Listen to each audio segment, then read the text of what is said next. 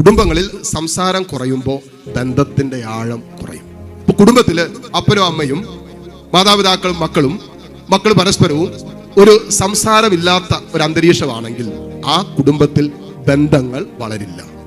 ഒന്നും സംസാരിക്കുന്നില്ല, എല്ലാവരും പൊട്ടന്മാരെ പോലെ വീട്ടിൽ ആരും അങ്ങോട്ട് കൊടുക്കും. അപ്പൊ വന്ന് കയറുമ്പോഴേ ഇങ്ങനെ നോക്കും. അപ്പൊ അമ്മ അവിടെ നിന്ന് ബക്കറ്റിൽ ചൂടുവെള്ളം കൊണ്ട് അവിടെ വെക്കും. ചൂടുവെള്ളം വെച്ചോന്ന് പോലും ചോദിക്കും. ഇങ്ങനെ നോക്കുമ്പോഴേ അമ്മയ്ക്ക് അറിയാം ചൂടുവെള്ളം വയ്ക്കാം. പിന്നെ ഇങ്ങനെ നോക്കുമ്പോൾ ഭക്ഷണം കൊണ്ടുവന്ന് മേശപ്പുറത്ത് വെക്കും. പുള്ളി അത് തിന്നിട്ട് പുള്ളി പോയി കിടന്നു.